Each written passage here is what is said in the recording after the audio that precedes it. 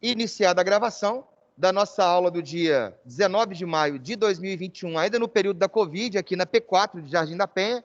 Nós temos duas aulas hoje, geminadas, e nós vamos, creio eu, concluir o conteúdo, meu velho, sobre iluminismo, enlightenment, ou a era das luzes, ou o período iluminado. É muito nome para uma coisa só. Paramos aqui, já vou espelhar para vocês, já está em tela cheia. Lá? Show. E aí, só para poder recordar onde nós paramos na aula passada, nós paramos no slide 9. Falei com vocês, meu velho, sobre o que vai ser esse período iluminista. É bom você entender que o iluminismo, ele é um momento em que está juntando tudo de renascimentos que aconteceu, de transformações que aconteceram na Europa. Vocês viram até agora, ó, renascimento comercial, renascimento urbano, renascimento cultural, renascimento científico, renascimento religioso, que foram as últimas aulas, renascimentos políticos, de novos modelos de regimes de governo que estão surgindo, igual no caso da Inglaterra, sacou? De uma monarquia parlamentarista que você viu com as revoluções inglesas. Então, tudo isso que está acontecendo, observa, o iluminismo vem para poder acabar com o antigo regime ou com o ancien regime. E o antigo regime, e essa é uma questão comum de provas, né? Qual que é o principal inimigo do iluminismo? O antigo regime. E o antigo regime seria o quê? Aquele tripé político, econômico e social. O iluminismo é contra o antigo regime, porque o antigo regime politicamente é absolutista. Os iluministas vão defender modelos mais liberais e descentralizados. É contra o antigo regime economicamente, porque o antigo regime é mercantilista. Eles vão defender liberdade econômica, Adam Smith, laissez-faire. E vai ser contra a sociedade de ordens ainda imposta pela igreja, para defender uma ideia de uma sociedade onde as leis, os direitos civis, sejam iguais para todos. Sacou? Uma frase que sintetiza bastante isso é uma frase do nosso camarada Diderot, que ele vai falar que o homem só será livre e feliz quando o último rei morrer enforcado nas tripas do último papa. Então é claramente anti-absolutista e anticlerical. Lembrando que, apesar dele ser anti-absolutista e anticlerical, tem uma galera que acha que eles são ateus. Ah, a maioria deles são ateus, é isso e aquilo. Não, a maioria deles são deístas. Aí você fala assim, deísta seria o quê? Aquele camarada que acredita na existência de um ser divino, mas que esse ser divino não interfere em questões mecanicistas do funcionamento dos planetas e das próprias coisas. Tipo assim, eu acredito que Deus existe? Eu acredito, mas não é ele que faz a Terra movimentar. Não é ele que faz o movimento de rotação e translação. Não é ele que toma conta da gravidade. Não é ele, meu velho, que toma conta das ações da lei da física. Elas são mecânicas. Elas são imutáveis. Nas condições normais da pressão e da temperatura, elas se mantêm as mesmas sempre, independentemente da vontade divina. Esses seriam os deístas. Sacou? Não são ateus, mas negam de que ele fez, de que ele faz funcionar ou mantém funcionando. É bastante diferente.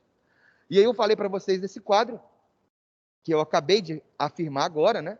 Absolutismo. No iluminismo vai ser liberalismo econômico, o mercantilismo, liberalismo econômico, no de cima político, desculpa. No de sociedade de ordens, sociedade de classe. Você pode até ter grupos que são diferentes. Miseráveis, pobres, classe média, classe alta. Não há problema ter essas classes diferenciadas. A grande parada é que tem a igualdade jurídica para todas elas. E isso tem em todas as nossas constituições. Eu posso te falar que se você tem igualdade de direito, tem direito de ir e vir, pode participar politicamente, tudo isso se deve a esse movimento aqui. Aí você fala, por quê? Porque é a partir daqui que você vai ter efetivamente as pessoas participando num grau maior da política e tendo, pelo menos na lei, a igualdade. Só que nós sabemos que nos dias atuais, ter igualdade política não significa que você ter igualdade jurídica, civil, não significa que você vai ser tratado igual. Aí você fala assim, por quê? A lei é igual para todas, mas a forma que um acessa a lei é diferente do outro. Porque às vezes você pode acessar a lei através de um advogado público, sacou? E o outro vai ter uma banca de advogados com 70 advogados para dar conta do caso dele. Vão usar a mesma lei? Vão, mas ele vai ter uma quantidade de recursos muito maior do que você. A possibilidade de conseguir sair fora e você ficar é muito grande. E aí coloquei esses dois quadros, né? Eu falei como que funciona o antigo regime, é uma sociedade estamental com poder absolutista e economia mercantilista, beleza? E aí, como que ele mantém essa sociedade? Os nobres, meu velho, são privilegiados, eles e o clero, por não pagarem impostos e receberem rendas, pensões, sacou? E os não privilegiados, que são burgueses, camponeses e trabalhadores. Falei dessa também. E, meu camarada, paramos aqui. Contexto das origens do iluminismo. Observa o que vai fazer esse negócio adiantar, velho. O que vai fazer o negócio adiantar é o valor burguês que está surgindo na parada. Olha só, quem é que está fazendo o renascimento comercial e urbano? Burguês. Quem é que se aliou ao rei para o rei formar o Estado Nacional e montar uma monarquia absolutista? O burguês. Quem é que vai fazer o renascimento cultural e científico? O burguês. Sacou? Quem é que são as principais categorias envolvidas nas reformas religiosas? Os burgueses.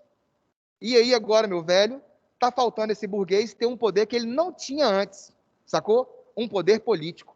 E para quem não se lembra, eu falei isso nas nossas primeiras aulas. Eu falei assim, ó, quando acontece a aliança rei-burguesia com o fim da Idade Média, os burgueses se aliam ao rei para colocar o rei com o poder centralizado nas mãos dele.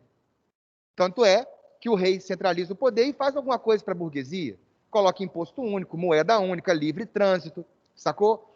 Padroniza peso e medida. Aí eu falei assim, ó, primeiro essa burguesia quer poder econômico. Depois que ela tiver o poder econômico, o próximo passo é ter poder político. Aí você fala assim, mas por quê? Porque aí você aumenta, inclusive, os seus ganhos econômicos. Você já acabou de ver um exemplo na Inglaterra. Boa parte da burguesia vai ser responsável pela implantação de uma monarquia parlamentarista, onde o rei reina, mas não governa. E naquela monarquia parlamentarista, boa parte do parlamento é feita de burgueses. Eles passam a fazer lei e aprovar leis que beneficiam eles, como, por exemplo, os enclosures, o aumento dos enclosures, das leis do cerco. Fazem o Estado abrir portos, abrir estradas, para começar a ter uma infraestrutura que vai fazer a Inglaterra ser o primeiro país da Revolução Industrial, velho. Então, ó, o antigo regime absolutista e mercantilista passa a ser vistos como obstáculos à burguesia. Porque, politicamente, ela quer participar das decisões e, economicamente, ela não quer um Estado que fala onde ela pode ou onde ela não pode negociar. Ela quer ter a possibilidade de negociar no mundo inteiro. Beleza? Como eu te falei, no aspecto político, a burguesia quer participar diretamente do poder. Numa monarquia absolutista, não tem como. Numa república, tem. No modelo parlamentarista, tem. Então, vocês começam a ver teóricos que vão justamente levar esses modelos como formas ideais de governo, sacou? No aspecto econômico, planejava investir capitais acumulados na modernização das indústrias. Esse detalhe ele é massa demais, velho. Aí você fala por quê? Porque para você fazer infraestrutura, para ter uma revolução industrial, é necessário você ter um negócio chamado acumulação primitiva de capital, beleza? O Estado absolutista acumulou capital até agora como nunca acumulou, por causa das colônias, do pacto colonial, do monopólio, sacou? E aí? Imagine que vocês, então, são os burgueses, sim? E vocês querem que o comércio aumente, que a infraestrutura se acelere. Fazer porto, fazer estrada, usinas de mineração, para produção de energia, extração de matéria-prima igual ferro e carvão, isso não é fácil, isso não é barato, isso custa muito e demora muito para o lucro voltar. E aí você, burguês, poderia fazer o porto. Você, burguês, poderia fazer a estrada. Poderia, poderia. Só que, em muitas das vezes, talvez o capital que você tenha não seja suficiente para tal coisa, porque são empreendimentos grandiosos, sacou? E talvez você até tenha grana, só que vai demorar tanto tempo para poder voltar o investimento que você fez, que você quer um negócio que dê lucro a curto prazo, sacou? Então, qual que vai ser a próxima pressão? Os burgueses vão pressionar o Estado para que o Estado faça essa infraestrutura, sacou? Se o Estado topar fazer, show de bola. A maioria não vai. Aí você fala, pô, mas é o crescimento do país. Pois é, mas o país é do rei. O rei vê o país como dele. Essa que é a parada do absolutismo. Numa monarquia absolutista, todas as coisas são próprias do rei. Então, se ele começa a gastar dinheiro para fazer um porto, ele acha que ele está perdendo o poder econômico dele. Se você quer que você faça. Essa burguesia não vai fazer na maioria das vezes. Então, qualquer estratégia, vamos retirar esse cara, vamos assumir o governo no lugar dele, vamos fazer leis que vão beneficiar a criação de infraestrutura, onde toda a coletividade vai se utilizar, no entanto, nós burgueses utilizaremos num grau maior. Isso é fato e é bom para todo mundo? É. Mas esses grupos vão ter mais privilégios em cima deles? Vão. O próximo passo que é o mais legal. Qual que é o próximo passo? Depois que o Estado vai lá e cria a infraestrutura, e essa burguesia dá um salto gigantesco, porque o comércio vai aumentar muito, inclusive para nível planetário. Qual que é o próximo passo? Já que ela faz parte do governo, o próximo passo é ela privatizar essa infraestrutura. E aí quem é que vai comprar essa infraestrutura? Ela. Ela vai utilizar o Estado para poder fazer infraestrutura e depois vende a infraestrutura que ela mesma vai comprar. Desse tipo aí. É igual a gente pagou dinheiro para poder ter uma BR. Aí agora você paga de novo, porque você tem que ter um pedágio. Sacou? É um negócio muito sinistro. Defendiam liberdade e eram contra o intervencionismo, isso é óbvio. E aí? Já tivemos um exemplo, triunfo da Revolução Gloriosa. A burguesia conseguiu substituir, meu velho, o modelo absolutista por um liberal econômico, um liberal político, e fortalece a crença num modelo político com participação social mais ampla. Um outro detalhe. É muito comum as pessoas romantizarem o iluminismo, sacou? E acharem que os caras tipo Voltaire, Montesquieu, sacou? Rousseau, que eles são tipo assim, do povo. Não são, não. Eles são elitistas, mas elitistas mesmo. Isaac Newton, René Descartes, John Locke. Só tem dois caras que são pop. Só o Diderot, não, só o D'Alembert, que é um enciclopedista, que ele fala que o povo tinha que participar, e o Rousseau, só. Os outros todos, Voltaire, Montesquieu, Newton, Locke, Descartes, vai falar assim, ó, ralé, não. Então é uma democracia onde aqueles que têm mais grana têm a possibilidade de participarem, sem ser nobre, sem ser clero, para o burguês. Por isso que fica mais claro ainda. É massa quando você lê os textos dos caras, sacou? O Voltaire, por exemplo, meu velho, o Montesquieu, os caras eram riquíssimos, velho. Eram barões, barão de Montesquieu, sacou? Pensamento totalmente elitista. Afirmava que a ralé, ou o povo, só poderia participar politicamente depois que ela tivesse instrumentação para participar. Ou seja, quando eles evoluírem sabendo o que é política, aí eles podem participar. Vocês não sabem o que é, sacou? Não sabe votar, não sabe se candidatar, não sabe o que é ideologia política, sabe nada, então deixa esses caras aí, nós sabemos melhor do que eles e vamos escolher para eles.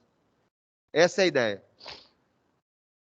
E aí, uma questãozinha, o pensamento iluminista baseado no racionalismo, individualismo, liberdade absoluta do homem, ao criticar todos os fundamentos que se assentavam no antigo regime, revelava as suas contradições e as tornava transparentes aos olhos de um número cada vez maior de pessoas. Entre as críticas ao antigo regime, mencionadas no texto, podemos citar a rejeição iluminista do Fachin, né? Absolutismo monárquico. Faço questão da Unesp. Revolução científica. Vamos aos precursores da parada. Esses caras, eles são considerados os pais do iluminismo, sacou? Cada um em um setor político, em um setor econômico, em um setor científico. Por exemplo, ó, René Descartes, Isaac Newton, são matemáticos e físicos, cara, sacou? Aí você fala, caraca, que onda. Toda vez que eu lembro de iluminismo, eu imagino o iluminismo de um lado filosófico, de um lado político. Pois é, e os precursores da parada não são nada de filósofos e nem políticos. São pensadores matemáticos e físicos. Como, por exemplo, esses camadas estão lá, ó, progresso na filosofia e na ciência, descobertas do século permitiram o maior desenvolvimento do método experimental, ou seja, para ser ciência eu tenho que utilizar a razão e eu tenho que experimentar aquilo nas condições da pressão e temperatura atmosférica, sempre dá o mesmo resultado. Cheguei à conclusão que ΔS sobre ΔT vai dar a velocidade média, exemplificando a ideia, sacou? Reforçam a crença no racionalismo como melhor método de construção do conhecimento. Tanto Newton, quanto Descartes, quanto Bacon vão ser, meu velho, estudiosos principalmente das áreas das exatas, sacou? Aí você fala assim, e aí? Eles vão criar a ideia do mecanicismo, sacou? Vão criar a ideia, de meu velho, de que as coisas já estão prontas no universo. Nós não conseguimos visualizá-las e enxergá-las em fórmulas matemáticas ou físicas, mas que elas já estão aí funcionando a todo momento, elas estão. E aí, esses camadas que são físicos e matemáticos, esses mecanicistas já retiram um pouco da base de domínio religioso. Porque eles vão falar assim, ela gira em torno dela mesma, ela gira em torno do Sol, tem a gravidade porque tem uma força que puxa, sacou? Os corpos se atraem. E aí essas ideias são ideias que, querendo ou não, são científicas e elas diminuem aquilo que a igreja afirmava. Que Deus fez o mundo e pode acabar com ele, que Deus pode fazer o dia virar a noite, e os caras começam a falar, não, isso aí é eclipse, isso aí é movimento de rotação, isso aí é movimento de translação, sacou? E chega um John Locke, né, que é o pai do liberalismo político. Ah, por quê? Você viu o John Locke na Revolução Inglesa. O John Locke estava dentro do parlamento, ele é o principal articulador da Revolução Gloriosa, ou aquela revolução incruenta, aquela que não precisou de ter guerra, sacou? Onde o casal assina o tal do Bill of Rights, a Declaração dos Direitos. Eu não posso aprovar nenhuma lei, nem criar nenhum imposto sem aprovação prévia do parlamento. Sacou? E aí, velho? Depois de passado por esses precursores, vamos lá ver qual é que é. Olha o Bacon. Observa que é a época das grandes navegações e descobrimentos. Tá? A ciência tem tudo a ver e o dinheiro tem tudo a ver. Porque para você navegar, tem que ter conhecimento científico. E essas descobertas vão trazer um grande ganho econômico. Circunnavegação do planeta, chegada da África, Ásia, América. Então, olha lá. O Bacon, fundador da ciência moderna, critica a tradição e a escolástica medieval. Ou seja, não pode se basear o pensamento científico com base em dizeres religiosos. Não tem isso. O pensamento científico ele é matemático, ele é físico, ele não é religioso. Então já é uma quebra de paradigma. Desenvolveu o método indutivo. Se chega às leis gerais a partir de fatos particulares. Valoriza a observação da natureza. Você só vai conseguir descobrir alguma coisa partindo do menor para o maior. Sacou? Então, quando você viu ali um negócio acontecendo, por que ele aconteceu aqui daquela forma? E aí, quando você começa a estudar por que está acontecendo aquilo, você chega em algo infinitamente maior. Um exemplo simples. Você começa a observar uma correição de formiga. Aí você vê uma formiga aqui, outra lá, e ela com as patinhas para cima e meio que sinalizando para as outras. Você pegou de uma coisa pequena e aí você começa a avaliar. Por que aquela formiga está naquela posição? Ela está orientando as outras para quê? Elas estão fazendo o quê? Vão levar essa comida para onde? Então você parte de algo pequeno que vai se tornando cada vez maior. Olha que detalhe interessante. Quando você estiver na universidade, todas as suas graduações, seja ela a primeira graduação, que é de lato sensu, depois você vai para o mestrado, stricto sensu, para um doutorado, também. Cada uma dessas tem que ter uma comprovação de algo novo. E aí quase sempre a gente tem essa ideia, que é o que, eu vou falar sobre a independência do Brasil. Seu professor já vai te cortar já. Vai falar assim, não, você vai fazer uma monografia ou um trabalho de conclusão de curso falando sobre a independência do Brasil? O quê da independência do Brasil você vai falar? Então tem que ser algo específico. Começar naquele específico ali. Quando eu fiz, por exemplo, eu fiz sobre a participação da maçonaria na independência do Brasil. Foi essa, o meu curso de conclusão. Então você parte de uma coisa pequena, maçonaria na independência do Brasil? É. E dela você começa a estudar para chegar no algo maior. Como que efetivamente ela fez parte da parada. Como que você tem, por exemplo, a proclamação da independência do Brasil, dia 8 de agosto, dentro da maçonaria do Rio de Janeiro. Aí você fala sério? Sério, toda loja maçônica tem uma cópia dessa. Tem uma? Tem. Dom Pedro se tornou maçom, daqui para ali virou grão-mestre da maçonaria brasileira, e dentro de loja, ele assinou a independência do Brasil. O 7 de setembro é a declaração pública. Um mês antes já tem a declaração feita dentro de uma loja maçônica no Rio de Janeiro. Sacou? Mas, como eu estou falando, são conhecimentos que não são aqueles para o ensino médio, para a pró, para vestibular, são conhecimentos que são muito específicos. Sacou? Só se você for daquela área. Para você se interessar realmente, a maioria são daquela área. Quando chega o Descartes, base do racionalismo moderno, olha só. Razão como única forma de chegar ao conhecimento. Método dedutivo, conclusão formulada a partir de leis gerais, como acesso à verdade. E aí ele vem com a palavra das ideias inatas, velho.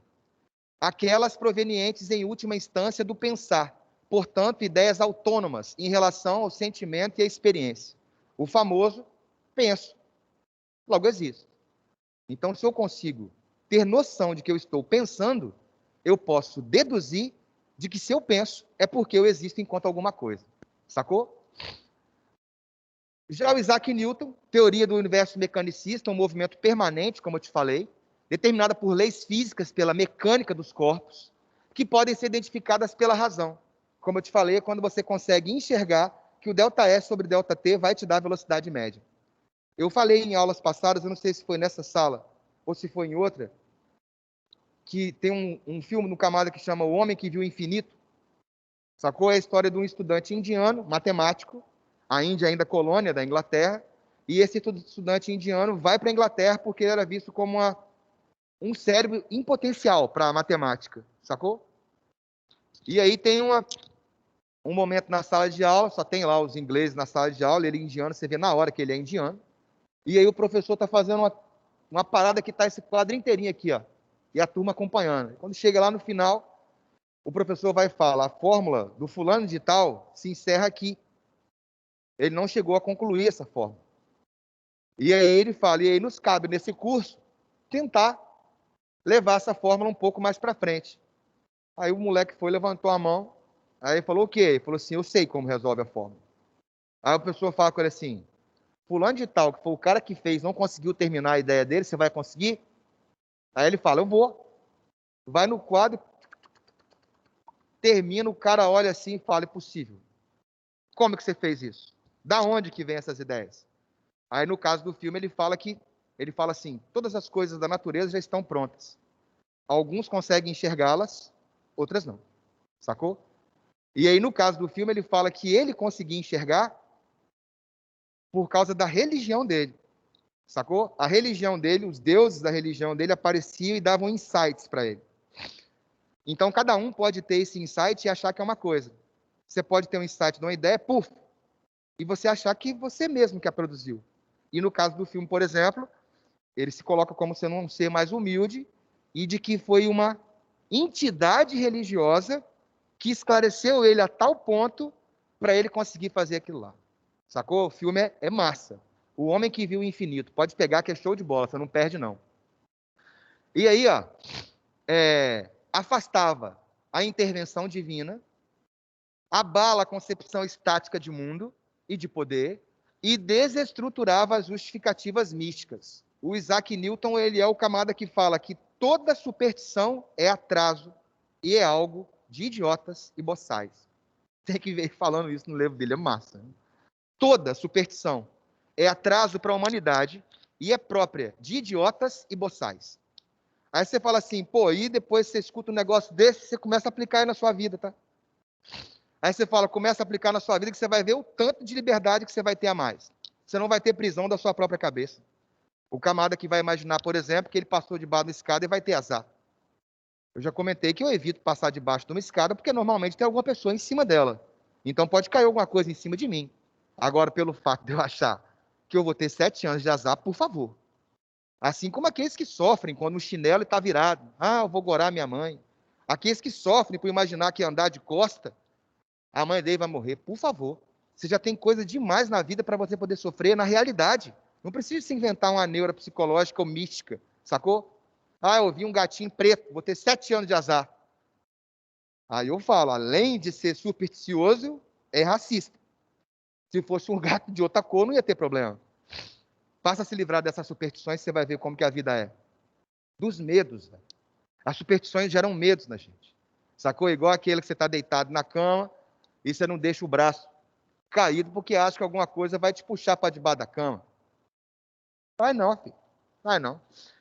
Uma época, eu fiquei sem deixar o braço pendurado na cama porque eu tinha quebrado o braço 3 vezes já. Então eu tinha medo de um irmão meu passar correndo e dar um chute e ele quebrar de novo, sacou? Agora, porque alguém ia me puxar para debaixo da cama, eu estou nesse aguardo, sacou? Eu vou achar até bastante interessante. Já o John Locke é o pai do liberalismo político, como eu te falei, é o principal mentor da Revolução Gloriosa, ou da Revolução Incruenta, vai fazer uma obra que é um ensaio sobre o governo civil, inclusive esse ensaio sobre o governo civil, ele vai falar do contrato.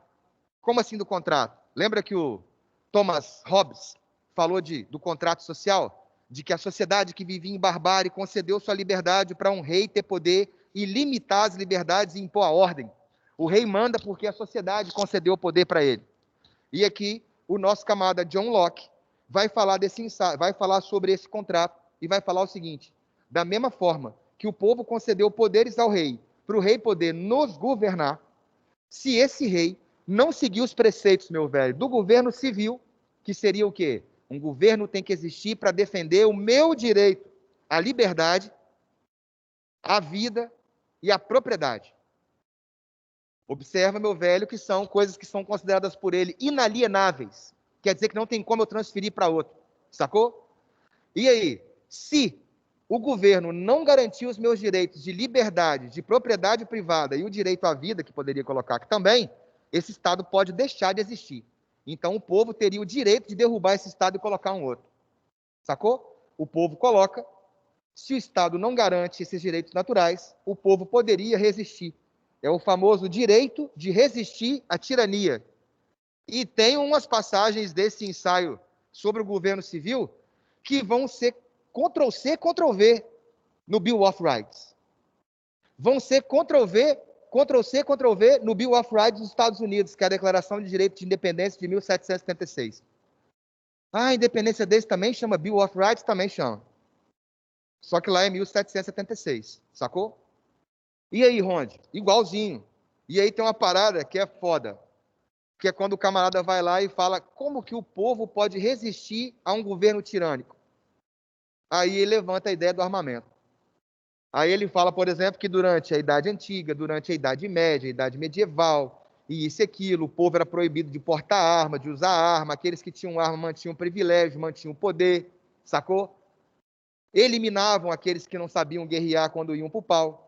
E aí ele fala que o povo só tem condições de resistir à tirania se o povo também tiver acesso à arma.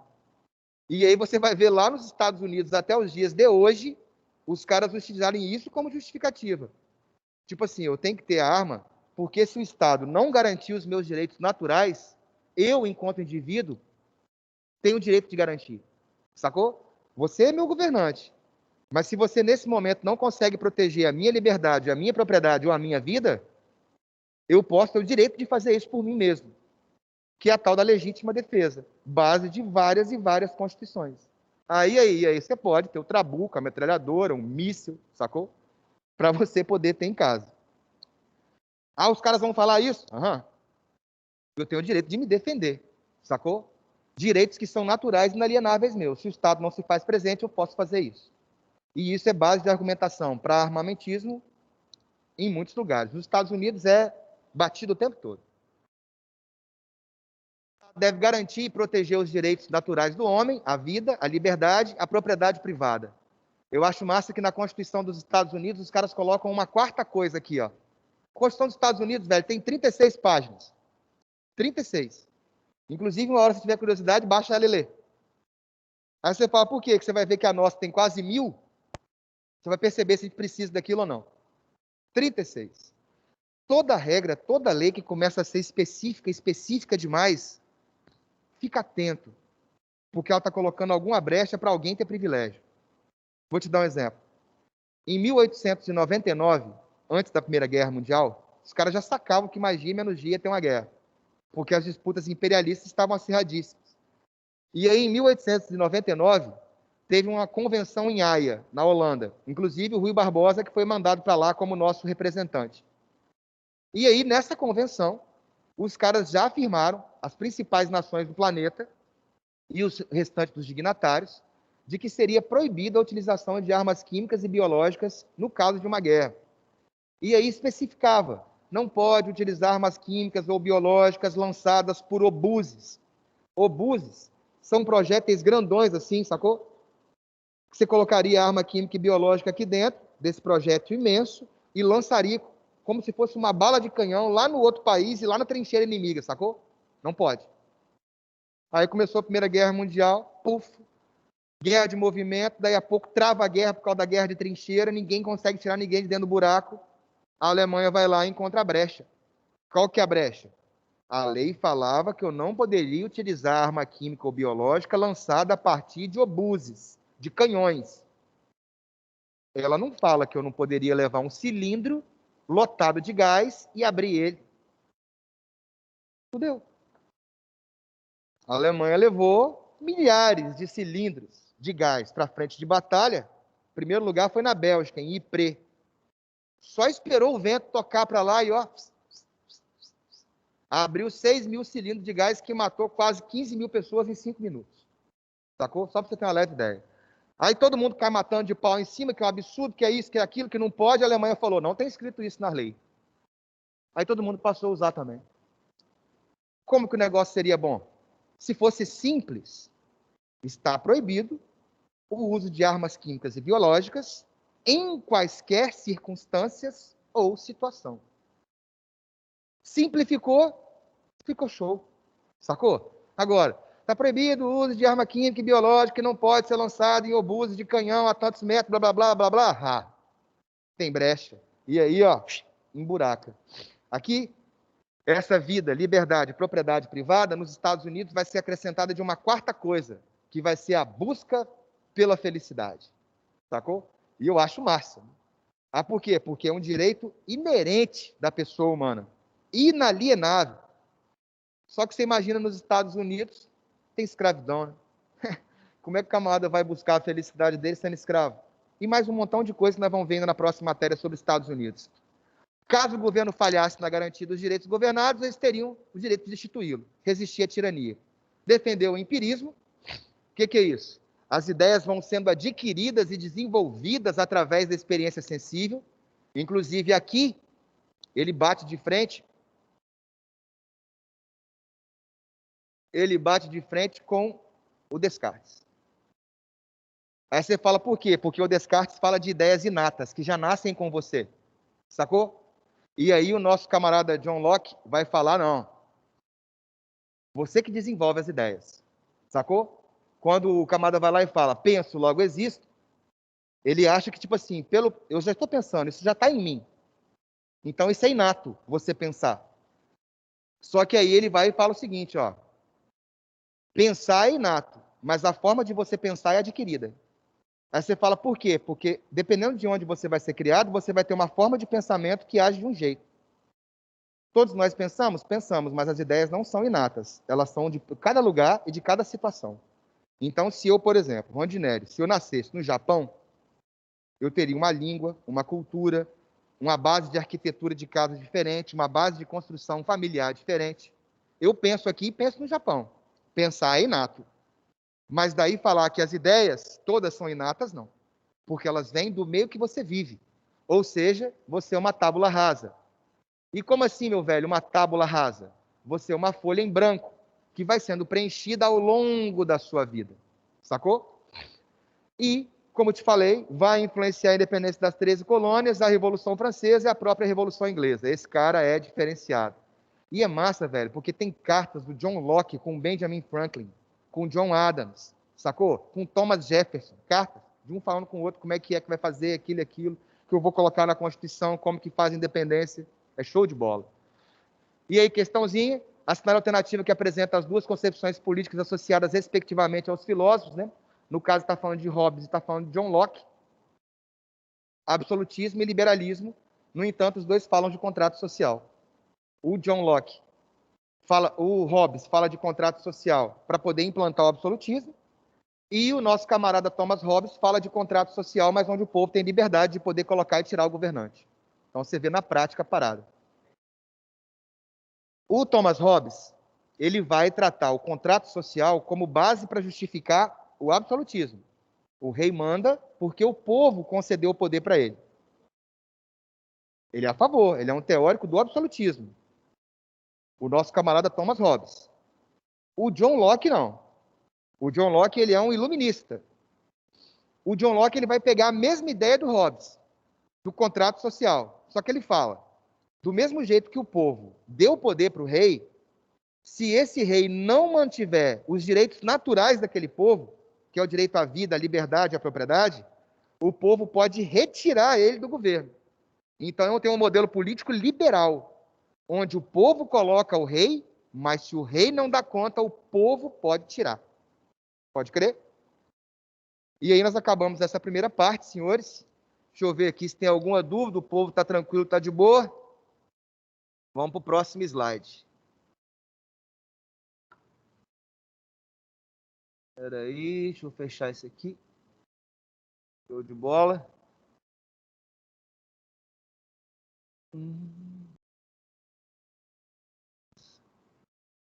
Aí. Já está indo para a tela cheia. Vamos para os principais teóricos agora. Que são os caras massa. Não, papai.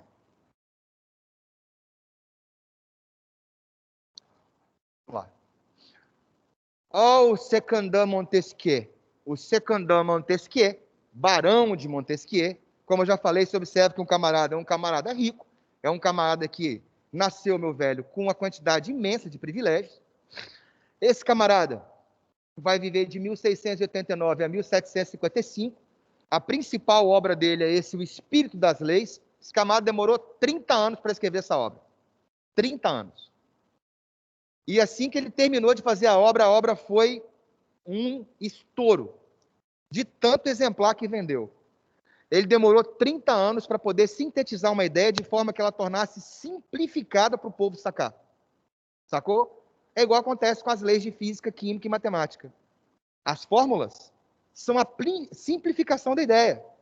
E o mais foda é você imaginar que as fórmulas são a simplificação da ideia e mesmo assim você não conseguir aplicar. Que eu falo é o meu caso, em bastante delas. Tá lá, pronta, só colocar aqui. O só colocar aqui, Você imagina o cara que chegou àquela conclusão, então, o trabalho que ele teve.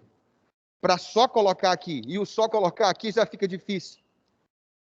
Defendeu a tripartição dos poderes. Essa é a parte que mais vai cair do Montesquieu. Sacou? Como assim, Rondinelli? A tripartição dos poderes, teoria dos freios e contrapesos. É preciso ter poder para limitar o poder. Freios e contrapesos. Um breca o outro. Um limita o outro. Um não deixa o outro se tornar excedente. Então, eles têm que ser separados, equânimes, sacou? Quer dizer, iguais, e tem que viver em harmonia. Sacou?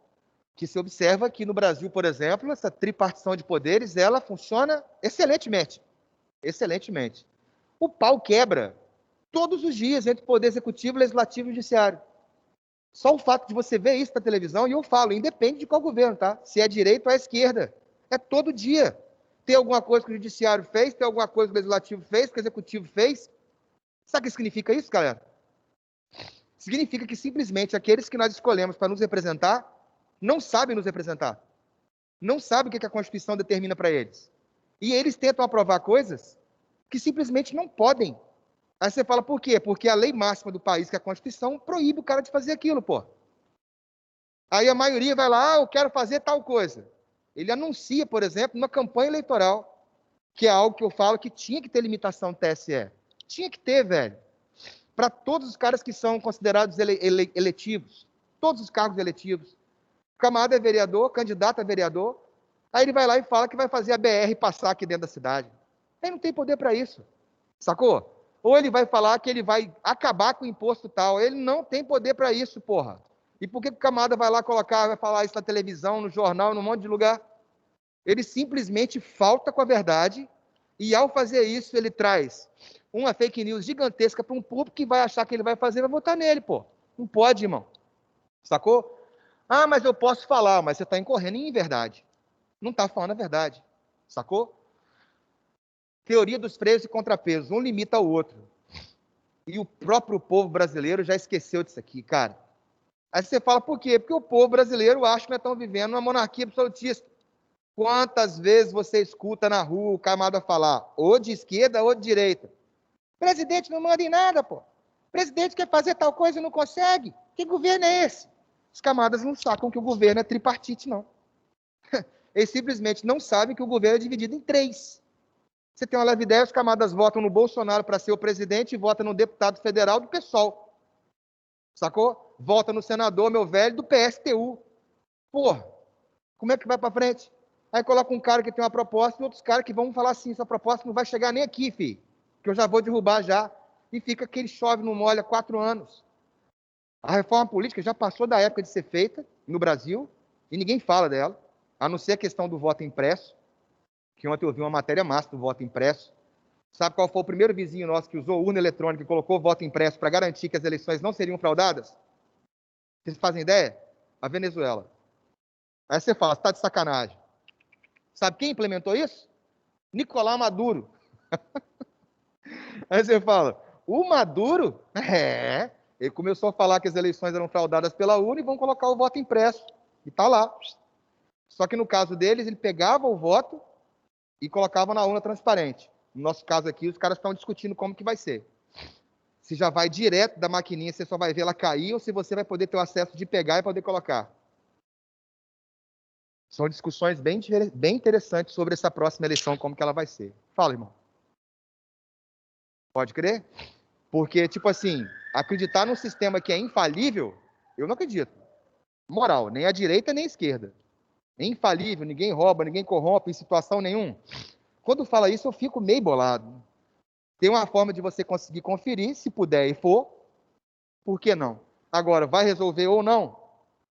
Sacou? Tem uma galera que estava conversando, os mais velhos. Não sei se eu já comentei esse caso aqui. O mais velho que eu falo é de 70 anos, 80 anos, camarada do boteco, sacou? Eles eram da época do voto impresso, só aquele. E aí eles falam assim, era a época que a gente mais ganhava eleição, que a gente mais roubava. Aí eu olho para a cara deles assim, não tem vergonha não, mas roubava mesmo. Mas como? Você vê eles explicando a parada, eles dão aula de como fraudar a eleição. Véio. A primeira coisa que eles falam é dinheiro. Você acha que por que o pessoal que vai fazer parte da eleição no dia é voluntário? Voluntário. Quem é que vai se voluntariar? Para ser mesário na sessão eleitoral aqui no Darby de Vitória? Um camarada que já é de um partido ou que quer que alguém ganhe. Então ele vai ser o mesário, vai ser o fiscal, vai ser isso, vai ser aquilo. O fato de eu já ter pessoas ligadas à minha candidatura que foram voluntárias e viraram mesárias e fiscais, eu já tenho privilégio naquela sessão. Ele, lá dentro da sessão, já faz boca de urna. Dentro da sessão, ele faz boca de urna. Sacou? E aí? E aí, meu velho, quando o voto era papel, o camarada pegava o voto, tinha 2 candidatos lá, sacou? Candidato A e candidato B. A galera do candidato A. Marcou o voto no candidato A, direto para a urna. Show de bola. Sacou? Marcou o voto no candidato B, vai para a urna? Vai. Mas antes da urna ir para o Supremo, ir para o Tribunal Eleitoral, na verdade, os camaradas vão fazer aquelas contagens, vão pegar as urnas para poder sacolar, né, os votos. E onde tinha o voto no candidato B, o próprio fiscal ia lá e marcava um X no candidato A também. Aí você fala, por quê? Porque anulava o voto. Sacou? Os votos em branco. Não tinha voto em branco. Aí você fala, por quê? Porque peguei uma cédula, tá em branco, X no A. Aí você vai olhando aquilo e você fala assim, caraca, olha só. E aí você vai vendo que o sistema ele é burlado ou passível de ser burlado. Impresso, eletrônico, sacou? De tudo quanto é forma que se possa imaginar. Não é um negócio fácil. Ontem eu vi outro também massa, ontem não, anteontem, das eleições na Índia. Caraca, velho. Que doideira é aquilo, bicho. Porque na Índia você não tem título não, velho. Você vai votar na Índia, você já é adulto, o cara nem pede nada seu, sacou? Você vai lá e vota e o cara vai risca o seu dedo, sacou? Passa uma tinta no seu dedo. E aí o camarada mostrou ele fazendo, ele votou 4 ou 5 vezes. Ele chegou cabeludão, de barba, bigode, cabeludão igual um selvagem, e foi lá, votou a primeira vez. Tirou uma foto dele, e ele riscou o dedo dele, ele votou. Saiu da sessão, foi lá e tirou a barba. Voltou na mesma pessoa. Aí essa tal de tinta saía só com 3 ou 4 dias, né? Eles têm um solvente lá agora que você só passa o dedo assim, ó, sai. E continua com a mesma tecnologia de 1000 anos atrás. Aí ele voltou lá, sem a barba, só com bigodão, cabelão. Votou de novo. Foi lá, tirou o bigode. Voltou de novo. Terceiro voto. Foi lá e rapou a cabeça. 4 votos ele deu na mesma sessão. Só para você ter uma leve ideia da parada. Aí a população indiana, 1 bilhão 300 milhões, vai aparecer lá uns 3 bilhões de votos, tá me entendendo? Você vai ver como é que o negócio é.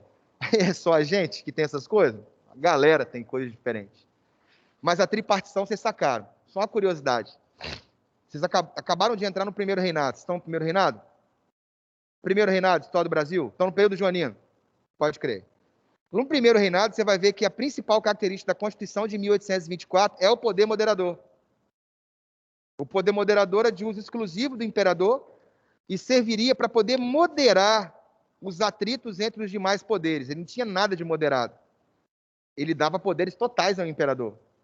Se perguntasse, por exemplo, aqui no Brasil, para qualquer cargo executivo, seja municipal, estadual ou federal, se os caras queriam ter um poder moderador para poder evitar o atrito entre os poderes, eles iam falar assim na hora. Aí você fala, por quê? Porque o poder moderador da época da monarquia fazia com que o imperador pudesse vetar ou aprovar o que ele quisesse. Então isso é moderado? Só o nome que é moderado. No Brasil as coisas quase nunca são o que parecem ser. Essa que é a realidade. Os poderes então deveriam ser autônomos, harmônicos, para que cada um pudesse frear o outro. Fala, velho.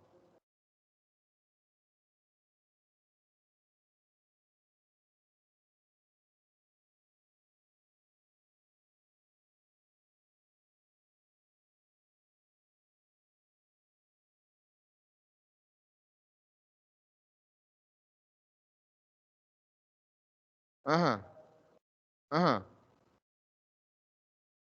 Rapaz, na verdade, o comecinho seu eu não entendi não, brother.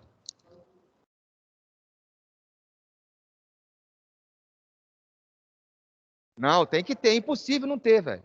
Olha só, brother, a galera de casa aqui, tem um brother falando, como é que é seu nome mesmo?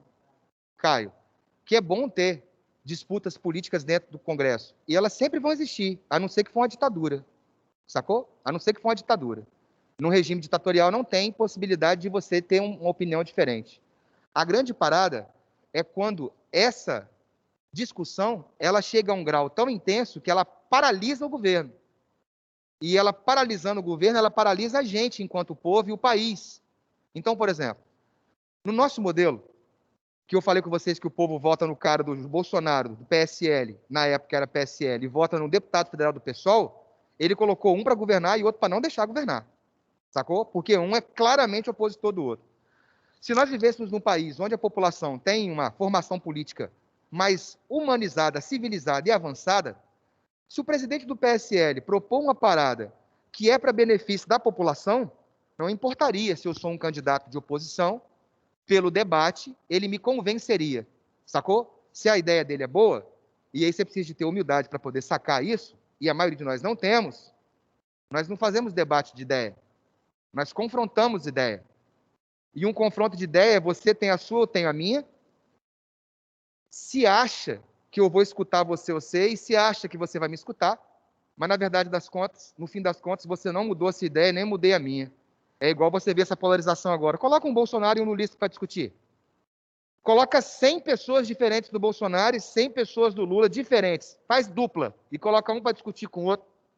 E vê no final qual dessas 50 duplas, ou dessas 100 duplas, 100 de cada lado, chegaram a um consenso. Não chegam, é incrível. Não chegam. E aí, velho, nós sabendo disso, qual seria a solução? A reforma política. Aí você fala, e como seria a reforma política, por exemplo? Você votar em lista. Como assim votar em lista? Você votou no Bolsonaro do PSL? Vai vir uma lista de candidatos da chapa dele, deputados e senadores que são favoráveis a ele ou do mesmo partido. Então eu votei nele e vou votar nesse senador e nesse deputado. Coloquei um cara para governar, para ter um projeto e dois caras para auxiliar, sacou?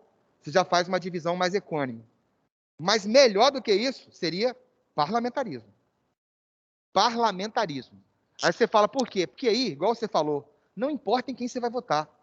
Você pode votar num cara do PSL, num cara do Prona, no caso do PSOL, um camarada do DEM, não importa, o povo pode votar aleatoriamente.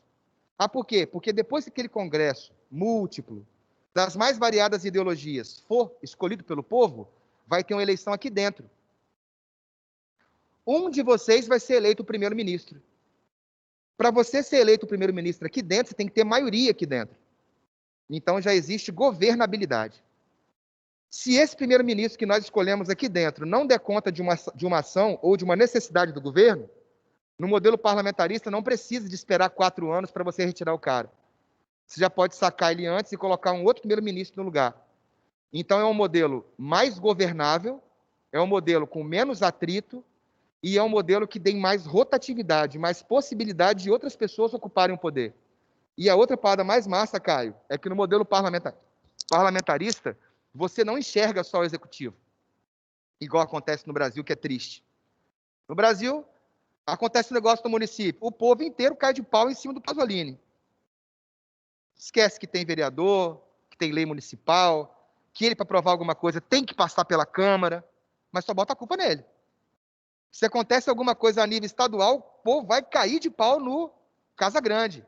O povo só enxerga o executivo. E esquece que para ele fazer todas as coisas, sejam positivas ou negativas, ele precisou de apoio da Assembleia Legislativa. E idem para presidente. O povo cai de pau em cima do Bolsonaro. Esquece, meu velho, que para boa parte das coisas que ele faz, ele precisa da aprovação daquele Congresso Nacional. Então a gente bota a culpa só em um, enquanto os deputados e senadores ficam, ó, de boa. Você bota a culpa no governador, enquanto os deputados estaduais, ó, estão no rengue luz, sacou, velho? E aí, no modelo parlamentarista, isso não acontece. O povo votou e escolheu vocês, deputados e senadores, sacou? Vai ter uma eleição dentro do Congresso para escolher o executivo. Se o primeiro-ministro começar a fazer merda, a culpa não é só dele, não. O povo, na hora, bota a culpa em quem também? No próprio Congresso. Porque foi o Congresso que também escolheu. E se você reduzir e voltar, o povo vai também sacar uma outra coisa. A culpa é de quem? Dele. Quem escolheu o Congresso? A gente nunca acha que a culpa é nossa. Você já percebeu isso? Brasileiro não bota a culpa da desgraça política nele. Bota no presidente, bota no Congresso. Você que elegeu a porra do cara. Você que elegeu o camada pro Congresso, rapaz. Como é que a culpa não é sua? Sacou? Aí é fácil você tirar o seu da reta e botar a culpa no outro. Um povo que tem consciência política, ele estuda para poder votar, para não cair nessa parada. É a mesma coisa, velho, de você arrumar um namorado para você, uma namorada para você, e você não saber nada dela. Nada, nada.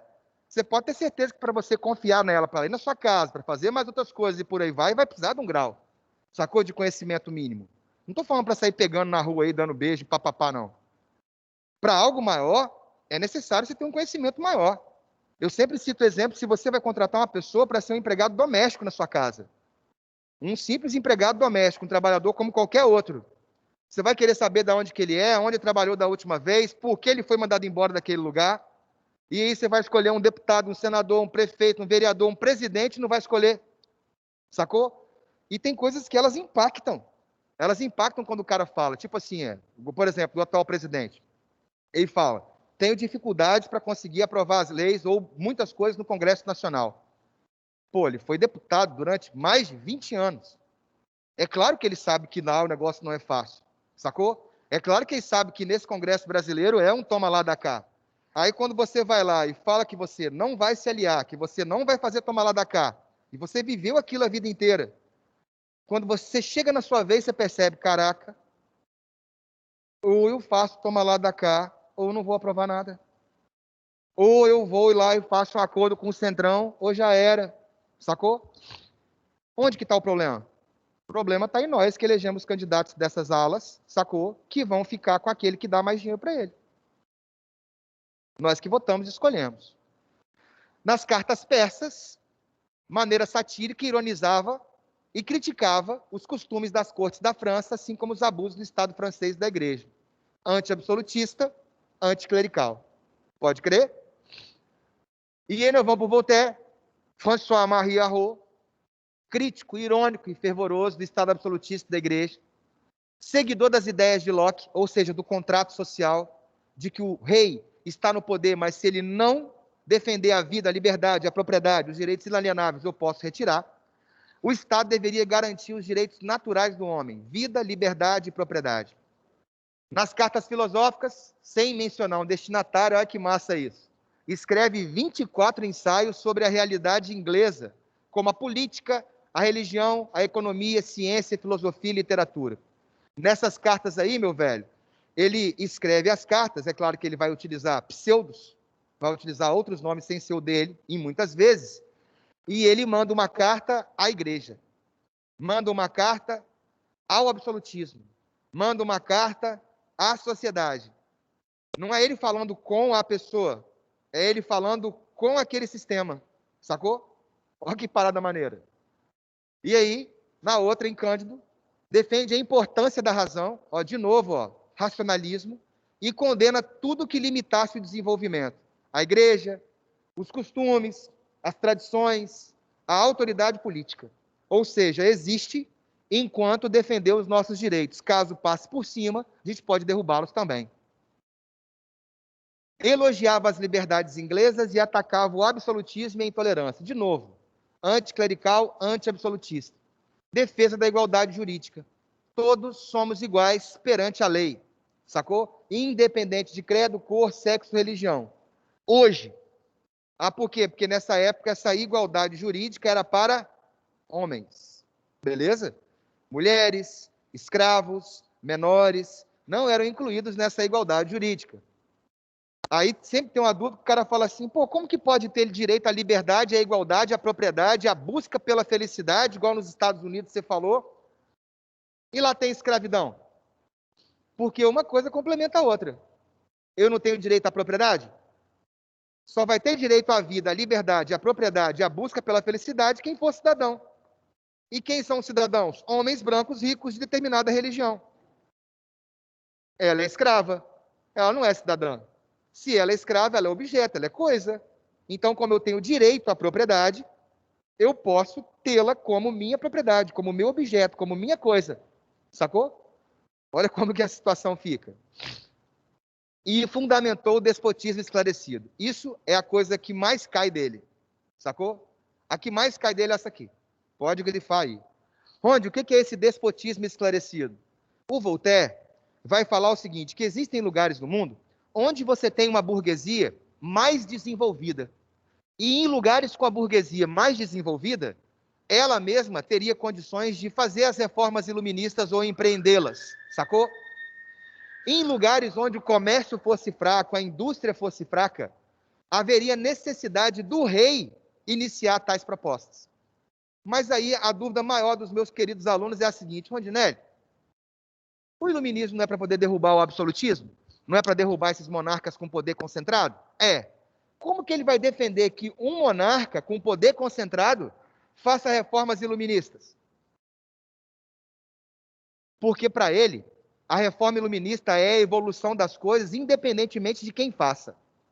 Aí você fala assim, e aí? E aí nos lugares que tem a burguesia, isso vai naturalmente acontecer. Em lugares onde a burguesia é muito fraca, o rei precisa de fazer no lugar. Aí você fala, mas por que o rei vai fazer isso se ele vai ser derrubado pelo iluminismo? Aí que tá. Essa é a contrapartida. Imagina que você é a rainha, você é a Catarina da Prússia, é uma déspota esclarecida. Ela sabe que onde o iluminismo chega, o iluminismo prega o fim do absolutismo. Ele prega a tripartição dos poderes. Você, Catarina da Prússia, vai lá e faz o quê? Faz a tripartição dos poderes. Você, enquanto rainha, faz. Você concorda que quando o iluminismo chegar aqui, não vai ter motivação para essa coisa funcionar? Bom dia, Marco. Pelo fato de que você já fez? O iluminismo prega, por exemplo, o fim dos monopólios. Você, enquanto rainha, déspota esclarecida pelo iluminismo, iluminada pelo iluminismo, você vai lá e acaba com os monopólios da liberdade de comércio.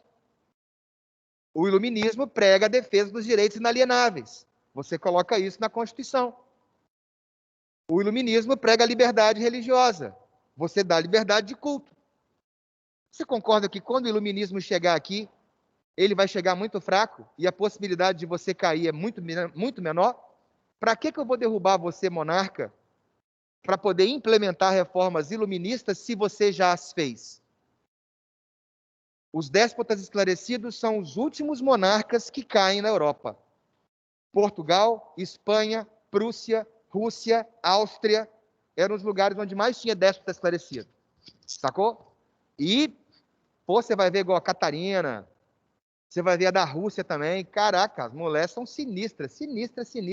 As mulheres muito boas administradoras. E que fizeram reformas ímpares nos seus países, ainda de caráter iluminista. Quer ver uma massa? Tem uma série que se chama Os Últimos Czares. Tem ela no Netflix. Inclusive é boa para você ver uma matéria que a gente vai ver mais à frente, que é a Revolução Russa. Pega lá para você ver as reformas que o governo russo estava fazendo, de caráter iluminista. Sacou? Dúvidas sobre despotismo esclarecido? Um outro detalhe do nosso camarada Voltaire é que ele fala que sistema de governo depende de tamanho de país. Então, por exemplo, ele fala assim, para países pequenos, repúblicas são muito funcionais. Para países médios, monarquias parlamentaristas. E para países grandes, déspotas esclarecidos. Pela dificuldade de se fazer tanta coisa num território tão grande, seria necessário uma pessoa ter um pouco mais de poder para poder implementar isso. Nossa aula acaba que horas? 9h30, né? Eu vi o cara chegando ali, achei que era professor também, mas tá valendo. Vamos lá. E isso aqui, né? Que é o suprassumo da tolerância e da liberdade de opinião. Sacou? Não concordo com a única palavra que dizeis, mas defenderei até a morte o vosso direito de dizê-la. Posso não concordar com nada que você diz, mas vou defender até minha morte o direito de dizê-las. Essa frase do nosso camarada Voltaire, ela tem aparecido nos últimos tempos como base para poder justificar ataques de pessoas ou de partidos ou de movimentos a autoridades. Sacou? Igual, por exemplo, você viu no caso lá dos caras pregando lá o fechamento do STF. Sacou? O regime militar, o AI-5. Aí você fala assim, pô, Ronde, aí os caras estão utilizando esse cara, Voltaire, para falar que eu posso falar. Sacou? Você pode não concordar com o que eu estou falando, mas que eu posso falar, eu posso. E aí, pode não. Aí você fala assim, pode não, por quê? Porque dependendo daquilo que você vai falar, vai acontecer um poder que vai ser instalado que vai impedir outras pessoas de falarem. Sacou? Quando a regra não vale, você fala assim, eu defendo a instituição do AI-5. Supõe um exemplo. Aí você fala, pô, o camarada não pode falar isso não, pelo Voltaire aí, ó, ele pode falar. E as pessoas têm que ouvir. Só que nessa ocasião, quando ele prega um AI-5, ele está usando a liberdade para poder falar que ele quer o AI-5, né? Mas se o AI-5 for instalado, as outras pessoas não terão a mesma liberdade que você teve de falar. Então, o direito é uma via de mão dupla. Eu não posso defender alguma coisa onde eu externo o que eu quero, mas que quando essa coisa vai ser implantada, ela vai proibir as outras pessoas de externarem. Sacou qual é que é a parada? É um detalhe simples, tá? Que faz você poder falar ou não poder falar. E aí o Jean-Jacques Rousseau, esse é pop. Esse é pop? É. Esse aí é ligado ao povão mesmo. Inclusive, ele senta o bambu nos outros, tá, velho? O Rousseau mete o pau no Voltaire, no Montesquieu, senta o bambu mesmo, rapaz. No Diderot, os dois que são mais populares é o d'Alembert e esse cara aqui. E ele fala o quê? Mais polêmico dos iluministas, identificado com as camadas populares e com a pequena burguesia. Ele falava o seguinte, ó, essa parada de que o iluminismo prega a liberdade, a igualdade e a fraternidade, eu estou observando que essa liberdade e essa igualdade e fraternidade não é para a coletividade, é para apenas aqueles que são da classe burguesa. Então ele prega um movimento mais amplificado. Olha o contrato social de novo aparecendo, ó. Todo mundo fala de contrato social. Defende a teoria que a soberania está no povo, ideia do princípio da vontade geral, todo o poder emana do povo e em nome dele deve ser exercido. Ele colabora, ele concorda com o John Locke, sacou? Só que o John Locke defendia esse modelo de que todo poder emana do povo, mas quem era cidadão. Por exemplo, nas eleições, como que era a participação na política inglesa? Voto censitário, sacou? John Locke, voto censitário. Aí na Constituição dos Estados Unidos, voto censitário. E esse camarada vem e fala o seguinte, povo não tem grana. Então, quando você fala que todo poder emana do povo, como que o povo vai ter poder se ele não pode votar, se ele é povo? Ele não tem grana. Sacou?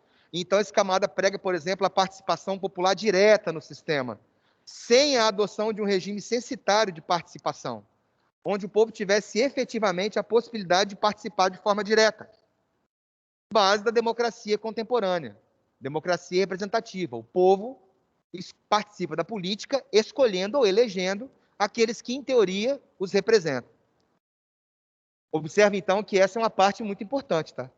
Não só ele ser um camada mais voltado para as camadas populares, mas também ser a base da democracia atual, que é representativa.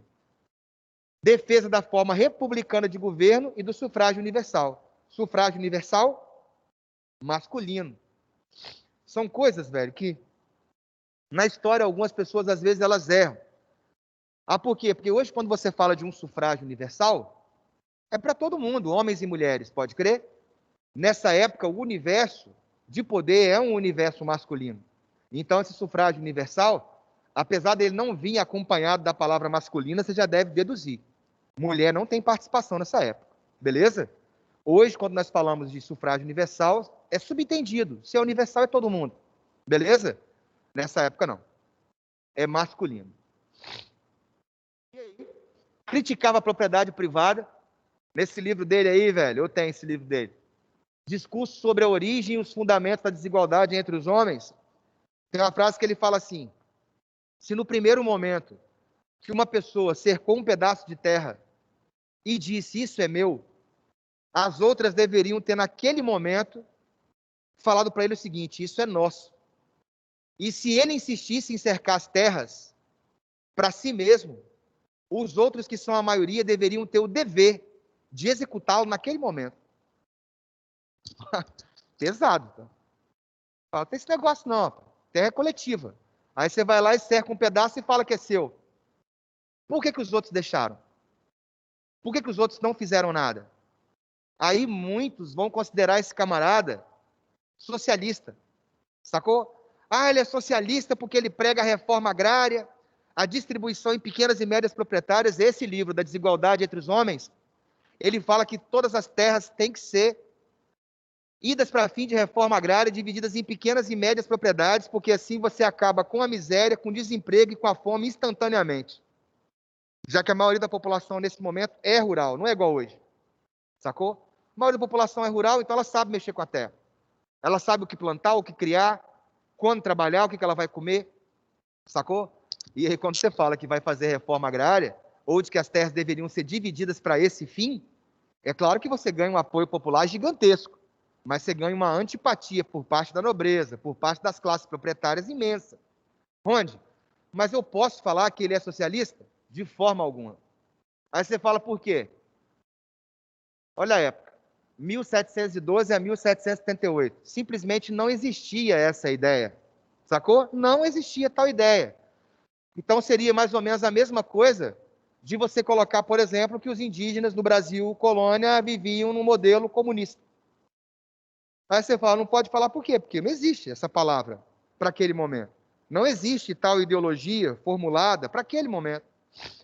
Então, algo que você falou, eu poderia falar então que os irmãos Tibério e Caio Graco eram comunistas. Porque eles queriam a lei frumentária, que tabelava o preço do trigo, e a lei agrária, que dividia as terras entre a população. Posso falar isso? Não. Agora, essas ideias no futuro farão parte de uma ideologia que vai ser conhecida como socialismo e comunismo? Sim. Agora, falar que eles são nesse momento? Não. Isso é um anacronismo histórico. A propriedade deveria cumprir a função social. Você sabia que isso aqui está na nossa Constituição? Ou não? A nossa Constituição de 1988 fala que a propriedade deve cumprir uma função social, seja ela rural ou urbana. O que é cumprir uma função social? Pô, você tem um prédio, ele tem que ser habitado. Você não pode ter um prédio aí de 10 andares e ele está vazio. Nesse momento, você pensa assim, o prédio é meu, porra. Eu que fiz o prédio, se quiser deixar o prédio vazio, com um morcego lá dentro, eu deixo. A Constituição não fala isso, não. Sacou? Ah, eu tenho 1 milhão de alqueires de terra. Você usa 1 milhão de alqueires de terra? Se você usa, nunca vai ter reforma agrária nele. Nunca vai ter. Agora, são terras devolutas de 500 anos aí que nunca ninguém usou? Ela pode ir para fim de reforma. Tanto propriedades rurais quanto propriedades urbanas, se não cumprirem uma função social e mediante pagamento de indenização com o valor de mercado na época.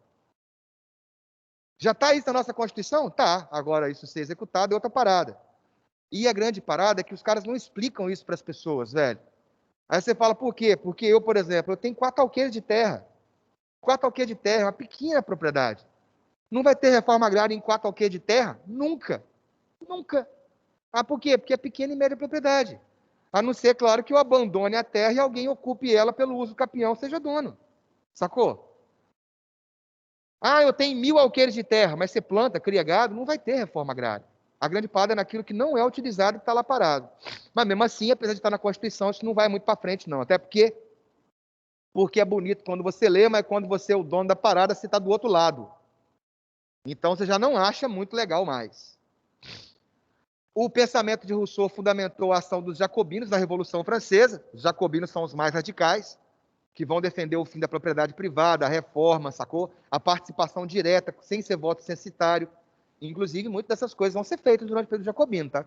o voto deixa de ser censitário, passa a ter educação gratuita e básica, passa a ter igualdade civil e passa a ter assentamentos nas propriedades do clero e da nobreza. Tudo ideia dele, que vai acabar acontecendo na Revolução Francesa um pouco mais à frente. Esse Emílio, ou da educação, esse eu não li, sacou? Só li trechos. Mas é aqui que o Rousseau afirma que os problemas humanos têm origem na sociedade. Então, tipo assim, a ideia do bom selvagem, segundo a qual o homem nasce bom e é pervertido pela sociedade. É uma ideia que ela vai ser bastante também defendida e bastante criticada. Aí você fala por quê? Porque ele fala que todo homem nasce bom. A sociedade que o corrompe. As diferenças de acesso que um tem e o outro não tem é que faz ter a ira de um contra o outro. Sacou? Só que vão ter aqueles que vão criticar. Na verdade, nas provas, os caras não vão perguntar se você concorda ou não. Ah, você concorda com o mito do bom selvagem? Não é assim. Eles vão perguntar o que é o mito do bom selvagem do Jean-Jacques Rousseau. E você vai falar que, de acordo com ele, todo homem nasce bom e livre. A sociedade que o corrompe. E aí, quando o camarada fala que todo homem nasce bom e livre, ele deu uma paulada gigantesca onde? Na escravidão, pô. Todo homem nasce bom e livre, então todo mundo tem que ser livre e todo mundo, meu velho, vai ter que ter direito. Sacou? É uma parada que ela é muito à frente, vocês conseguem perceber isso? Para a época, é ultra radical. Falar de reforma agrária, falar que vai ter voto sem ser censitário, falar que todo homem é igual, que todo homem nasce livre. A sociedade o corrompe porque uns têm privilégio e outros não. Uns têm acesso e outros não. Agora, falar que todo homem é bom, tem os críticos dele, com certeza. Aí você fala, por quê? Porque os caras vão pegar as coisas mais simplificadas que tem. Exemplo, pega duas criancinhas de 2, 3 anos de idade. Creio eu que a maioria dos senhores julgam que uma criança de 2, 3, 4 anos de idade são puras. Sim? São puras, são inocentes, não tem malícia. Você só acha. Aí você fala, por quê? Porque já tem alguns pensamentos ali. Vou te dar um exemplo. É um pacote de biscoito e dá na mão de uma criancinha de 3 anos de idade, solta ela no meio das outras crianças e vê qual é que é. Ela vai abraçar o pacote de biscoito. E uma das primeiras palavras que nós aprendemos é, além de papai e mamãe, qual que é a próxima? É meu. É meu. É meu. É meu. Você vai ter que educar aquela criança. Fala, meu filho, dá uma bolachinha pro seu coleguinha, senão ele vai aguar. Fala assim lá na roça. Dá uma bolachinha pro seu coleguinha ou ele vai aguar. Moleque não dá não, rapaz. Tem que tomar dele, rapaz. Tomar dele, dá um, para outro, para outro, para outro. E aí que o moleque vai e percebe que aconteceu isso a primeira vez, a segunda vez, a terceira vez, ele não leva o pacote. Ele come sozinho. Não mostra onde está. Bom selvagem. Então tem algumas pessoas que vão utilizar exemplos igual esse que eu falei, para falar que não, nós já temos algumas coisas que são próprias. A educação é que vai nos polir, sacou? A educação, aquela tábula rasa, a educação que vai polir o cara, sacou? Aí ele vem e fala, ó, a educação seria uma maneira de se chegar a uma sociedade mais harmoniosa. Mal utilizada, porém, poderia levar à tirania.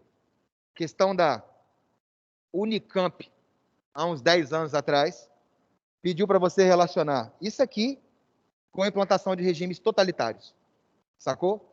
Aí você fala por quê? Porque eu posso ter uma educação que pode criar uma ideia de que você aceita que somos iguais perante a lei, de que somos iguais, meu velho, em sociedade, de que todos temos os mesmos direitos.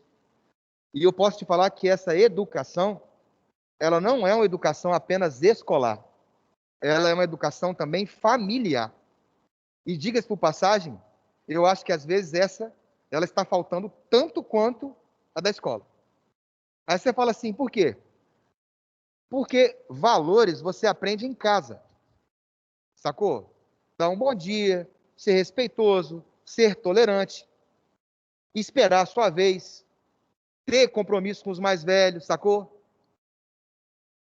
Tem dia que você fica meio puto. Um dia desse eu fui no Extra Plus aqui, de manhã, comprar uma parada lá, Estou na fila, aí vem uma senhora, eu estava só com uma coisa na mão, era só coentro. Veio ela com uma sacola de pão, manteiga, ela falou assim, são só essas duas coisas aqui, tá, meu filho? Aí eu peguei meu maço de coentro e falei, beleza, pode ir. Fui para casa. Voltei de novo depois, sacou? Tinha esquecido outra parada. Voltei, aconteceu a mesma coisa. Sacou? Outro senhor falou assim, não, é só isso aqui, tá, meu filho? Beleza. Eu só achei curioso que aconteceu duas vezes no mesmo lugar, no mesmo dia comigo. Agora eu vou ficar irritado? Não. Adiantaria eu brigar com aquela senhora, com aquele senhor? Não. Eles deveriam ter um bom senso? Sim. Mas depois que você fica velho, você passa a pensar diferente. Sacou? E eu pretendo ficar velho. E o pau que dá em Chico, dá em Francisco. Então, você tolera e você admite, porque você tem os seus. E porque você espera que no futuro você vai ser aquele camarada. Então, daí você tem essa ideia. No caso da educação, a educação familiar, por exemplo, ela é uma falta gravíssima para as coisas que nós temos hoje. Racismo, ele é de base familiar. Machismo, ele é de base familiar. Sacou? Total. Total, total, total. Se você foi criado numa casa onde você via seus pais falando de pessoas que têm outras cores de forma diferente, se repete. Se você morou numa casa que você viu seu pai ofender sua mãe ou vice-versa, ou que viu seu pai bater na sua mãe, você pode saber, velho. A chance de você praticar aquilo no futuro é imensa. Sacou? Se você mora numa casa, você tem mãe, você tem irmã, e aí tem um banheiro só, e você vai lá e mija em pé, você já sabe já o valor que você está dando para sua irmã e para sua mãe. Aí você fala, por quê? Porque seu pau não é reto ao ponto e nem tão longo que vai chegar lá embaixo. Sacou? Ainda mais quando acorda, que vai para tudo enquanto é lado. Então, meu filho, você vai fazer o quê? Senta na porra do vaso. Ah, mas eu vou sentar no vaso? Sua mãe que criou você, filha da puta. Ela senta. Você não pode sentar, não. Sacou? Então, são coisas que você passa a pensar igual quando você age igual. Se você não agir igual, você não sente. E o dia que você, menino, homem, sentar no vaso e estiver molhado de mijada, você vai ver qual a ótima sensação que se tem. Você vai desejar isso para sua mãe, para sua irmã, meu velho? Você vai xingar sua mãe e sua irmã, você quer que no futuro a mesma coisa vai acontecer. Então não xinga, não bate, não fala, trata igual, que no futuro você tem uma chance de ser sim. Tem a chance de ser. Chegar a ser nada machista é quase impossível no meio que nós vivemos, mas você pode tentar. Fala, velho.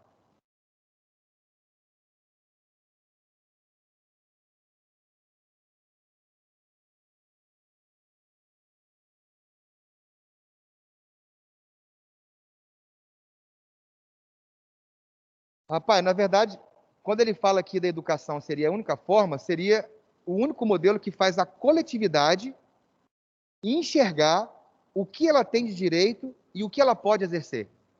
Um camarada que é desprovido de educação, ele não vai ter isso que você está falando. Um camarada que é desprovido de educação, ele não sabe qual é o direito dele, ele não sabe qual é o dever dele, ele não sabe se ele precisa obrigatoriamente fazer aquilo ou não. Ele não sabe se ele pode opinar, cara. Sacou? Então, a coisa que faz você se educar, faz você conseguir se elevar é a educação. E não só a educação escolar. Por exemplo, ó, te mostrar um modelo de educação que é massa e é para adulto. As universidades, mas eles têm que fazer prova isso e aquilo. Olha a maçonaria. Já viu os dois símbolos da maçonaria? Sem ser o esquadro e o compasso? É uma pedra bruta e uma pedra polida.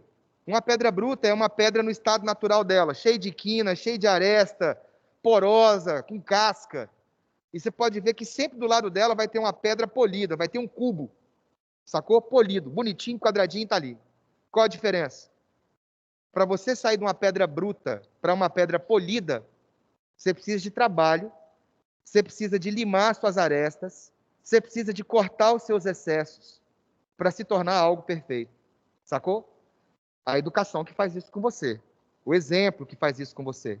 No caso da questão da Unicamp, justificar isso aqui com base em levar à tirania, porque você pode criar uma educação onde você coloca na cabeça de que somos iguais, de que a democracia é o nosso melhor momento, ou o nosso melhor modelo, e esse modelo de ideia se perpetua e se expande. Mas, no entanto, você pode utilizá-la para poder falar que você faz parte de uma raça superior, de que pretos, ciganos, homossexuais são inferiores e devem ser eliminados do mesmo jeito. Aí você fala, e os caras vão acreditar? Vão. Há tempos atrás eu falei o seguinte, porque o povo fala muito de influência de professor, nos alunos, que convencem eles a votar numa coisa ou na outra. Isso é migué, isso é caô. Que esse professor convencesse alguém de votar em alguma pessoa, os professores eram todos eleitos por alguma coisa, não são. Sacou? Ah, mas são todos esquerdistas e fazem opinião. Quantos governos esquerdistas já viu chegar ao poder de fato? Sacou? Ah, o comunismo está crescendo. Quando um partido comunista chegou a ter o mínimo de votos necessário para poder ocupar alguma coisa aqui? Ah, mas pode acontecer. Tudo pode acontecer. Inclusive os Cavaleiros do Apocalipse aparecerem agora. Sacou? Tudo pode. E aí, Ronde? E aí eu falo que depende de qual idade, qual faixa etária.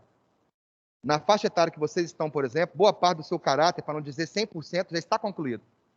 Você está nesse momento, meu velho, como é que é o seu nome? Eduardo. Esse momento seu daqui para frente, Eduardo, é só de aparar as arestas. Sacou? Você é uma pedra bruta que já iniciou seu processo de polimento. Pela sua família, pela escola. Agora você tem que ter esse processo de polimento por você. Não só você enxergar aquilo que é certo, mas fazer aquilo que é certo. E essa é a parte maior, mais difícil. Porque falar é fácil, fazer é difícil. Inclusive, em aulas passadas eu citei esse exemplo no Islã. O islamismo, ele traz esse exemplo aí que ele é foda. Que ele fala o seguinte, todo mundo acha que a jihad é a guerra santa. E eu já falei aqui, eu acho, que tem duas jihads. A jihad maior e a jihad menor. A jihad maior é o seu polimento enquanto indivíduo. Não tem os mandamentos? Os 10. Não matarás, não roubarás, não cobiçarás, não levantarás falso, honrarás pai e mãe, não terá nenhum ídolo, imagem ou ícone, amar a Deus sobre todas as coisas, o próximo a ti mesmo. Pode crer? Essa é a sua jihad maior, se você for religioso. Ou defender os princípios da liberdade, igualdade e fraternidade, se você for um iluminista. É você praticar aquilo que está determinado para você. Então, qual que é a sua forma de polimento? Quando você teve a inveja ou a cobiça, é você se perguntar, por que eu invejo e por que eu cobiço? Ou o que que aquilo vai trazer de benefício para mim? Se eu tiver aquilo, vou ser mais feliz ou não? Sacou? Ou quando você vai ter a possibilidade lá de um adultério. Aí você fala, e aí? Eu queria que isso acontecesse comigo? É o se pôr no lugar. É o saber o tanto que aquilo vai causar de malefício e saber que você não queria que acontecesse com você. Essa é a maior guerra, de você contra você mesmo. No caso do Islã, a jihad menor seria a guerra santa. Quando o outro não tolerar a possibilidade da minha existência ou da minha religião. Aí eu teria que fazer guerra com o cara. Aí essa discussão vai para muito tempo. Porque um israelense, por exemplo, fala, mas eu não posso tolerar a sua existência e a sua religião, porque a sua religião prega a eliminação da minha. Tem várias passagens na sua própria Bíblia. Sacou? Aí você vê que está acontecendo até nos dias de hoje. É foda. Beleza? E aí, meu camarada? Questõezinhas, papapá. Depois os senhores fazem. Vamos ao enciclopedismo. O que é o enciclopedismo? Era a Barça da época. O Diderot e o D'Alembert começaram a fazer o quê? Pegar as principais ideias que estavam sendo construídas na época e colocá-las numa série de volumes em ordem alfabética. E é massa, cara, porque a enciclopédia, ela vai em ordem alfabética, A a Z, para não ter nenhuma matéria colocada como sendo superior, sacou? Porque eles já sacaram que na época tinha cara que pensava assim, eu sou físico, então a minha ideia é superior à sua. Eu sou filósofo, eu penso melhor que você, sacou? Eu sou historiador, eu sei a verdade das coisas. Não começa a puxar a sardinha para o seu lado e falar que a sua é melhor ou isso e aquilo, não. Todas são necessárias ao pleno desenvolvimento humano e da ciência. Uma complementa a outra, sacou? É igual eu falo na prova de ciências humanas do Enem. A prova de ciências humanas do Enem é aquela que realmente é Enem. A única. Aí você fala, você está puxando a sardinha para o seu lado. O Enem propõe a interdisciplinaridade. E a área do conhecimento que mais tem interdisciplinaridade de conversar, pelo menos até agora, quem sabe no futuro, física, química e matemática conversem mais para poder misturar as matérias nas questões. Nas provas de humanas, tem hora que você não sabe se é de história, se é de filosofia, Se é de geografia, sacou? Na de química, física e matemática, você sabe qual é qual. Então, essas conversam. E aí eu falo com vocês, e falo com os professores também daqui do Darwin, que tipo assim, ó, quando você vai lá e fala que caiu tanto da sua matéria, é um erro que você está cometendo. Tem que falar que caiu tanto da área tal. Aí você fala por quê? Porque do mesmo jeito que você fala que caiu tanto da sua matéria, o outro professor lá pode falar, mas eu também dei isso, eu também dei isso, eu também dei isso, eu também dei isso. Sacou? Aí, então, foi nossa área que deu. Se 3 professores falaram do mesmo assunto, ótimo. Que fez o camarada acertar mais facilmente aquela questão. Você falar que é sua, você coloca os 2 para baixo. E foi uma tesourada boa. Demorei 3 anos para conseguir fazer isso aqui. Ah, por quê? Porque os caras faziam mesmo. Ah, eu que dei. E como aqui tem uns professores mais velhos, o Adelarmo, o Mauro Paiva, sacou? São camaradas que estão acima, né, velho? Estão no outro padrão. Então, quando eles veem, por exemplo, um professor, uma professora falar que é dele, que é isso, que é aquilo, e eu olhava para o Adelarmo, para o Mauro Paiva assim, e eles falavam assim, não, deixa eles falar que é deles. É bom que eles fazem a resposta, nós vamos embora mais cedo. Eu olhava para eles assim e falava, pô, fala sério. Até chegar a uma conclusão melhor. A obra divulgava os conceitos básicos do iluminismo, fazia críticas às concepções científicas, intelectuais, políticas e sociais vigentes na Europa, obviamente daquelas do antigo regime, e participava na elaboração das maiores sínteses do mundo. Hoje, o seu grande oráculo de consulta é o Google. Na minha geração, era a Barça. Aí você fala como? Quando eu estava no ensino médio, e a professora falava que ia dar um trabalho, era trabalho mesmo, pô. Aí você fala, por quê? Você tinha que sair de sua casa, se não tivesse uma Barça, só tinha Barça que era rico, sacou? Tinha que sair da sua casa, tinha que ir na biblioteca municipal para poder pegar, ir lá e escrever. Hoje em dia, um Ctrl-C, um Ctrl-V. Você imagina as provas, que são as provas online. As provas que os moleques estão fazendo agora. As de objetiva, já era, todo mundo tira 10. Aí você fala por quê? Porque os camaradas montam grupo de WhatsApp, fez, puf, manda, todo mundo marca. E eles estão nem, ó. E a discursiva? Caraca, velho. As provas discursivas, os camaradas vão lá e dão um Ctrl-C, um Ctrl-V no texto e bota ele integral na resposta. Integral na resposta. E é claro, tem 43 anos, tô cansado de ser enganado. Malandro velho, né? Vou lá, copio um pedaço, jogo no Google, aí eu vou e coloco embaixo. Fonte, site tal. Camada não mudou nada. Nada. E tirou 10? Tirou 10. Tirou 10. Não tem nenhuma lei que proíba, no ensino médio, no modelo que nós estamos vivendo agora. Mas eu falo com ele, ó, quando você entrar aqui na frente, e não vai ser no McDonald's, espero, na universidade, faz isso para você ver.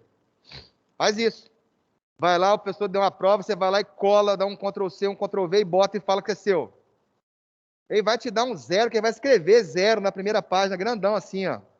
E você, acostumado com essa vida daqui, vai ficar puto. Absurdo! Meu trabalho! Vai me dar 0. Aí tem uns professores que são meio diferenciados, eles falam assim, se você continuar falando, você vai ganhar não só um 0, como eu vou entrar com um processo contra você por plágio. Aí você fica assim, plágio? É. Você copiou um texto integral de um autor sem fazer referência, sem citação. Você incorreu em crime de plágio. Crime de 6 meses a 2 anos de cadeia. Ou prestação de serviços à comunidade. Aí você... Quer conhecimento? Crie. Ou você acha que é fácil? Isso que nós estamos falando aqui é só repetir. É só repetir? Só repetir. E qual que é a ideia da universidade? Você ter a capacidade de sintetizar aquilo que você aprendeu com as suas palavras. E essa é a parte mais difícil.